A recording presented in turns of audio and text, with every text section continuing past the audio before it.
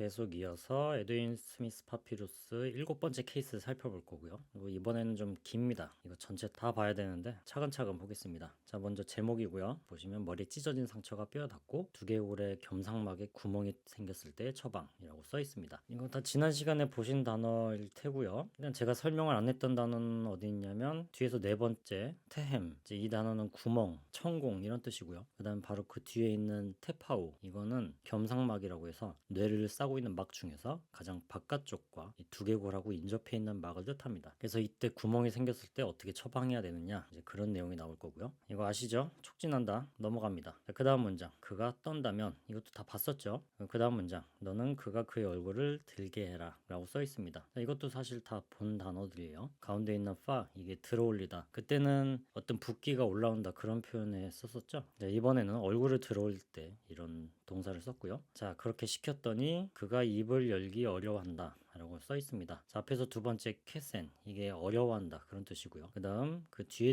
있는 when, 이 단어는 이제 열다 그런 뜻입니다. 자, 그 다음 문장, 말하기 그 심장이 피곤하다. 이거 직역해서 좀 이상한데 결국 말하기 힘들어한다, 어렵다 그런 뜻이죠. 그래서 제일 앞에 있는 우르드, 이게 피곤해한다 그런 뜻이고요. 그 다음 심장이란 단어고, 그 다음에 제일 마지막에 있는 단어가 말한다는 뜻이었죠. 자, 그 다음 문장 이제 진찰을 하는데 그의 입에서 떨어진 침을 본단 말이에요. 그래서 이 문장에서 일단 앞쪽에 있는 이쉬, 이거는 침이란 뜻이고요. 그리고 케르, 떨어진다는 동사죠. 그리고 마지막에 있는 단어는 입술이란 뜻입니다. 그래서 이 침을 흘리는데 침이 땅에 안 떨어지고 이렇게 길게 늘어져가지고 입술에 아직 남아있는 그런 모습을 써놓은 거고요. 그리고 그 다음 문장 전에 봤었죠. 두 콧구멍과 두 귀에서 피가 난다는 거고요. 자, 이 문장도 봤습니다. 그의 목이 뻐근하고 괴롭고, 자, 이것도 봤습니다. 그가 두 어깨와 함께 그의 가슴을 볼 수 없다. 자, 이제 빨간색으로 제드 동사가 나왔죠. 진단을 내리는 부분입니다. 그래서 앞에 다 나왔었던 단어들이 나왔기 때문에 생략하고요. 그 다음 문장, 자, 두턱에 힘줄이 붙어 있다. 이거 계속 이어지는 병명입니다. 앞에서는 이 표현이 등장하진 않았는데 이제 말하기 힘들어한다는 증상이 있었잖아요. 그래서 이 두 턱에 힘줄이 아직은 붙어 있다, 이렇게 진단을 하는 거고요. 그래서 이 문장에서 제일 앞에 있는 헤테르, 이거는 서로 붙어 있다, 결합돼 있다. 그리고 바로 뒤에 있는 와트,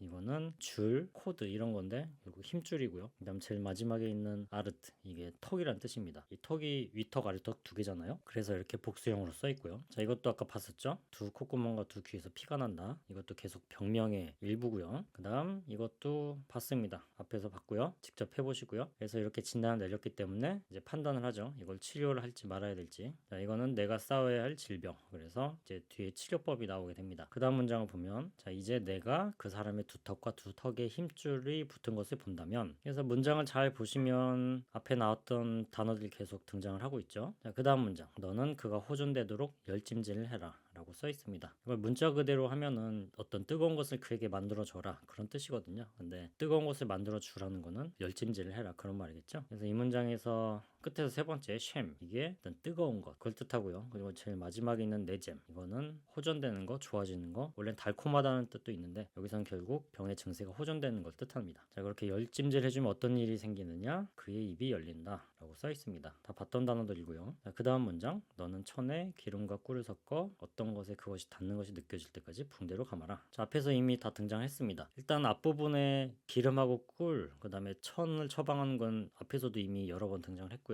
그리고 뒷부분에 무언가에 닿는 것이 느껴질 때까지. 자, 이 표현도 우리가 봤습니다. 뭔지. 자, 그 다음, 그러나 그 사람의 몸에 열이 나는 것을 알게 된다면, 이라는 문장인데, 일단 앞에 이르하고 수트가 있죠. 이거는 그런데, 게다가, 그러나 이 정도로 해석을 하면 됩니다. 뭔가 그 역접이라고 하죠. 그런 문장 연결할 때 사용하는 그런 단어가 되겠고요. 그 다음에 끝에서 세 번째 쉐드, 이거는 여러 가지 뜻이 있는데 잘라낸다든지 아니면 구해준다, 아니면 발전한다 이런 뜻이 있는데 여기서는 이제 열이 생긴다, 열이 발생한다 그렇게 해석을 하시면 되고요. 그다음 제일 마지막에 있는 세레프, 이게 열이라는 뜻입니다. 그래서 몸에서 열이 나는데 이게 왜 생기느냐, 두개골의 막에 상처가 생겼기 때문에 열이 난다고 써 있습니다. 자, 이 문장에서 뭐 어려운 단어는 없죠. 다 앞에서 봤던 단어고요. 그리고 그 다음 문장을 보면 게다가 그 사람이 그 상처로 치통까지 생긴다면 이라고 써 있습니다. 여기서 치통에 해당하는 단어가 티아인데 사실 이게 뭔지는 모릅니다. 이게 뭔가 통증이긴 한데 이게 진짜 치통을 뜻하는 건지는 잘 모르고요. 어쨌든 티아는 그런 의미일 거라고 생각을 하고요. 그리고 그 다음 문장, 너는 내 손을 그 위에 올려라 라고 써 있습니다. 제일 앞에 있는 우드 동사는 놓다, 두다 이런 뜻이라고 했었죠. 그 다음 문장 보면 너는 그의 이마가 땀으로 축축한 것을 알게 된다 라고 써 있습니다. 이제 너무 고통스러워하니까 환자가 땀을 흘리나 봐요. 식은땀 같은 거. 그래서 그것 때문에 이마가 축축하다는 것을 이제 손을 이렇게 대보고 알게 되는 거죠. 자, 이 문장에서 끝에서 세 번째 바이, 이거는 축축하다, 습기가 있다 그런 뜻이고요. 그리고 제일 마지막에 있는 페데트, 이거는 땀이란 뜻입니다. 그리고 앞에서 세 번째 있는 캔트, 이거는 이마란 뜻이고요. 그 다음 문장, 그의 목이 혈관이 경직되어 있다. 제일 앞에 있는 메투, 이게 혈관이란 뜻이고요. 그 다음에 제일 마지막에 있는 두니, 이게 경직되다, 쭉 뻗어 있다 그런 의미로 보시면 되겠습니다. 자, 그 다음 또 무슨 증상이 있냐면 그의 얼굴이 붉게 상기되어 있다. 글씨가 좀 틀렸네요. 그래서 이 문장에서 제일 마지막에 있는 체메스, 이게 이제 빨갛다 그런 뜻입니다. 이제 열이 나니까 얼굴이 좀 붉게 상기되어 있을 거고요. 그 다음 문장, 그의 이빨과 그의 등도 빨갛다라는 뜻이죠. 앞에 문장과 계속 연결되는 겁니다. 그래서 앞에 나오는 네헤데트, 이게 이빨이고요. 그리고 뒤에 있는 페세드, 이게 등이란 뜻입니다. 자, 그 다음 또 어떤 증상이 있냐면 그의 머리의 상자의 냄새가 마치 작은 가축의 배설물 같다 라고 써 있습니다. 머리의 상자라는 것이 뭔지는 이제 뒤에 용어 설명할 때 다시 등장하니까 그때 다시 한번 살펴볼 거고요. 어쨌든 이 문장에서 제일 앞에 있는 세트, 이거는 향, 냄새 이런 뜻이고요. 그 다음에 해는 상자나 어떤 괴짝 그런 걸 뜻하는 거고요. 그 다음에 뒤에서 세 번째 백켄, 이게 배설물, 오줌 이런 뜻이고, 그 다음 제일 마지막에 있는 아우트, 이게 작은 가축을 뜻합니다. 자, 그리고 어떤 증상이 또 있냐면 그의 입은 다물었고 그의 두 눈썹은 움직인다 라고 써 있는데요. 그래서 앞에 있는 메르는 결합돼 있다, 두 개가 붙어 있다 그런 뜻이고요. 인흐, 이거는 눈썹, 그리고 마지막에 있는 세디, 이거는 어떤 눈썹이 움직이는 모습을 뜻하는 단어인데 어떤 움직임인지는 모릅니다. 그냥 눈썹이 어떻게 움직이긴 하는데 그걸 설명하는 그런 동사가 되겠고요. 그리고 그 다음 문장, 그의 얼굴이 마치 그가 우는 것 같다 라고 써 있습니다. 자, 이 문장에서 제일 마지막에 있는 레니, 이게 울다라는 뜻입니다. 이제 이런 증상이 또 보인다, 그럼 또 어떻게 진단을 하냐면 이제 아까와 마찬가지예요. 앞에서 우리가 그 제목에서 봤던 그 단어들이 또 그대로 나오고 있고, 이번에는 약간 진단이 달라지죠. 치통이 있고 그의 입은 다물었다. 그리고 그 다음 문장을 보면 역시 목이 경직돼 있고요. 그래서 이런 경우는 치료를 할 수가 없습니다. 앞에서 봤었죠. 내가 치료할 수 없는 질병이다 라는 표현이 이렇게 써 있고요. 자, 근데 계속 이어서 또 다른 증상이 나타납니다. 보시면 만약 내가 그 사람이 무엇 한 것을 안다면 이라고 시작을 해서 또 다른 증상을 설명하는데요. 어떤 증상이 있냐면 창백하고 그가 기력이 없다 라고 써 있고요. 이 문장에서 제일 앞에 있는 단어가 하얗다, 밝다, 낯빛이 창백하다 그런 뜻이고요. 그 다음에 제일 마지막에 있는 우데트, 네헨, 이 두 단어가 합쳐져서 어떤 지친 모습, 그래서 기력이 없는 그런 상태를 뜻하는 말이 되겠고요. 자, 이런 경우에는 어떻게 해줘야 되냐, 너는 그에게 나무로 된 끈을 만들어줘라 라고 하고 있고요. 여기서 끝에서 세 번째 메자트, 이게 끈이란 뜻입니다. 그리고 이걸 어떻게 하냐면 그것을 천으로 싸서 입에 넣어라. 그래서 제일 앞에 있는 제바, 이게 천으로 싼다, 옷을 입힌다 그런 뜻입니다. 그리고 그 다음 문장, 너는 그에게 기름골의 약물을 만들어줘라 라는 뜻인데, 일단은 끝에서 세 번째 세헤부, 이게 약의 어떤 일정한 양을 뜻하는 단어인데 뭔지는 확실하게 모르고요. 그리고 제일 마지막에 있는 우아흐, 이게 타이거넛이라고 해서 어떤 견과류의 일종입니다. 저도 뭐 본 적도 없고 먹어본 적이 없지만 이걸 기름골이라고 해석을 하더라고요. 그래서 이걸 이용해서 어떤 약을 만들어서 먹이라는 그런 의미가 되겠고요. 그리고 그 다음 문장, 앉아있는 것이 처방이다, 이거 본 적 있죠? 그냥 가만히 앉으라고 하면 되고요. 이것도 앞문장이 연결되는 건데 전에 본 적이 있습니다. 두 벽돌기둥 사이에 앉는 것이 처방이다. 그리고 그 다음 문장, 그가 뭔가 당한 것을 알 때까지.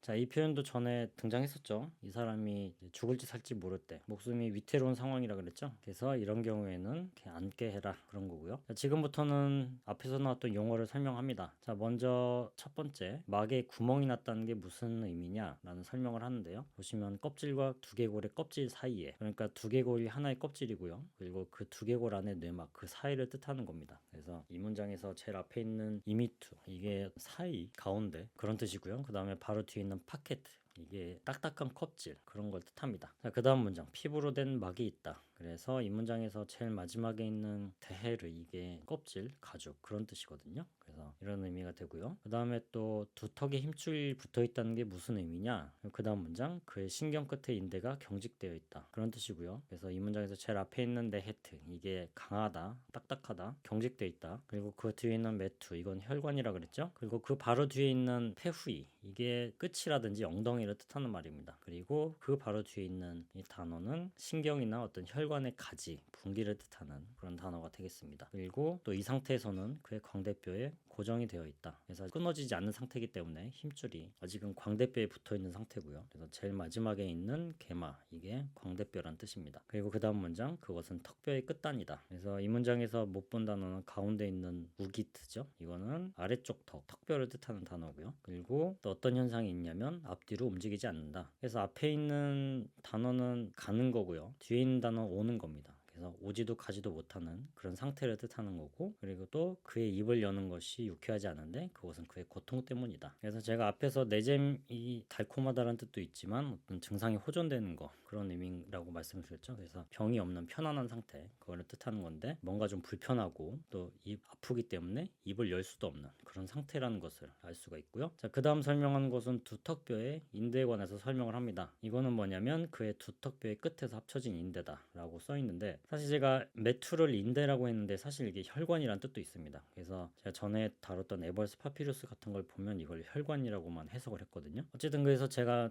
계속 설명하는데 어쩔 때는 뭐 혈관이라고 했다가 어쩔 때 인대라고 했다가 이럴 수도 있고요. 어쩔 때 뭐 처방이라고 했다가 뭐 치료라고 했다가 이럴 수도 있습니다. 여러분이 알아서 잘 걸러 들으시길 바라고요. 어쨌든 이 문장에서 딱히 어려운 단어는 없는 것 같고요. 넘어가면 그 다음 문장, 말하자면 마치 천으로 된 띠 같은 것이다. 그래서 이 두턱뼈의 인대가 어떻게 생긴 건지 해부학적인 그런 설명을 하고 있는데, 이 문장에서 안 봤던 단어가 제일 마지막에 있는 세쉬, 이게 리넨, 어떤 패드란 뜻입니다. 자, 여기까지가 설명이었고, 그 다음 또 뭐에 대해서 설명하냐면 그의 이마가 땀으로 축축하다는 게 무슨 의미냐, 뭐 이마에 땀이 났다는 얘기겠죠. 자, 그 다음 문장 보면 그의 머리에 땀이 조금 있다는 것이다 라고 하고 있고요. 그래서 여기서 제일 마지막에 있는 네제스, 이게 뭐 안 좋다라는 뜻도 있고 작다라는 뜻도 있고, 그 다음 문장 보면 마치 어떤 것이 축축한 것처럼 이라고 설명하고 있고요. 그 다음 설명하는 거는 목의 인대가 경직되었다는 것이 무슨 뜻이냐, 이거는 그의 통증으로 인해서 그의 목의 인대가 경직되고 단단하게 된 것을 뜻한다 라고 합니다. 여기서 모르는 단어 없고요. 자, 그 다음 뭐에 대해서 설명하냐면 그의 얼굴이 상기되었다, 빨갛게 되었다, 이게 무슨 의미냐. 자, 이 문장에서 그렇게 붉게 됐다는 걸 체메스라는 단어를 썼었죠. 자, 그 다음 문장을 보시면 붉다는 걸 뜻하기 위해서 데시에르라는 단어를 씁니다. 이 두 단어의 차이는 모르겠어요. 어쨌든 둘 다 빨갛다 이런 의미를 가진 단어고요. 그렇기 때문에 그걸 설명하기 위해서 이렇게 단어를 쓰는 거고, 그 다음 이 데시에르 뒤에 있는 이르티우, 이거는 어떤 열매라든지 색깔, 그런 의미를 가지고 있습니다. 그 다음 문장은 마치 체메스트 식물의 열매 색깔처럼 빨갛다 이렇게 설명을 합니다. 그래서 앞에서 세 번째 있는 페르트가 열매란 뜻이고요. 바로 앞에 있는 단어는 뭐 열매나 색깔이라 그랬죠. 근데 이제 제일 마지막에 있는 체메스트라는 식물이 어떤 식물인지 잘 모릅니다. 그래서 이건 해석이 불가능하고요. 본 적이 없기 때문에 어쨌든 열매가 빨간 그런 식물을 체메스트라고 부르는 것 같습니다. 자, 그 다음 문장 또 뭐에 대해서 설명하냐면 그의 머리 상자의 냄새가 마치 가죽의 배설물 같다는 게 무슨 의미냐라고 설명을 하고 있고요. 이 설명은 이제 옆장에서 계속되고 네 번째 컬럼을 보시게 되면 뭐라고 써 있냐면 그의 정수리의 냄새가 마치 가축의 분뇨 같다는 것이다 라고 써 있습니다. 자, 이 문장에서 앞에서 세 번째 우페트, 이게 머리의 꼭대기, 그러니까 정수리를 뜻하는 거고요. 그 다음 뒤에서 세 번째 있는 우세시트, 이게 이제 오줌이란 뜻입니다. 그 다음 문장, 이제 머리의 상자라는 것에 대해서 설명을 하는데요. 이 머리의 상자가 도대체 뭐냐. 그 다음 문장 보면 그의 뇌 근처에 그의 정수리의 가운데를 뜻한다 라고 합니다. 그래서 이 문장에서 제일 앞에 있는 해리 이브, 이게 이제 가운데라는 뜻이고요. 그 다음에 뒤에서 두 번째 하우,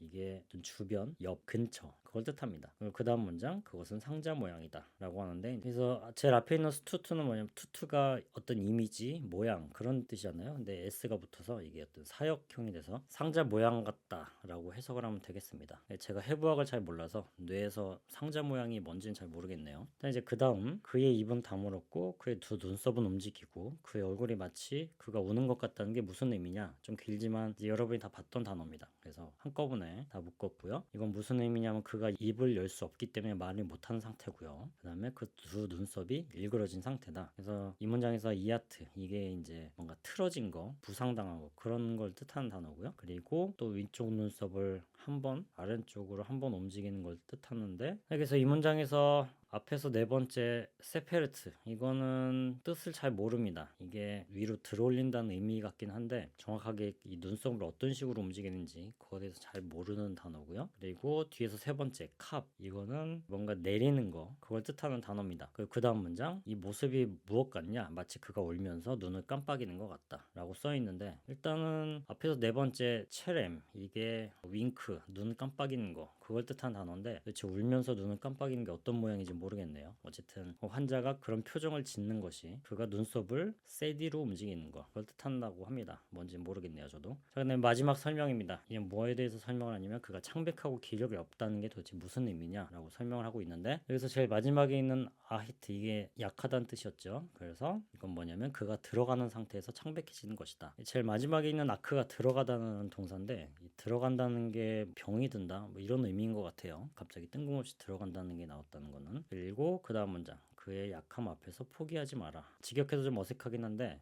환자가 기운이 없어서 가망이 없어도 버리지 마라 포기하지 마라 뭐 그런 뜻인 것 같아요. 이게 왜냐면은 M 뒤에 있는 배추 이게 버리다 포기하다 그런 의미거든요. 그리고 그 바로 뒤에 있는 캐페테르 어디 앞에 그런 뜻입니다. 그래서 뭐 제대로 해석한지는 모르겠지만 어쨌든 이런 의미가 있고요. 여기까지 해서 좀 다소 길었던 7번째 케이스를 살펴봤습니다.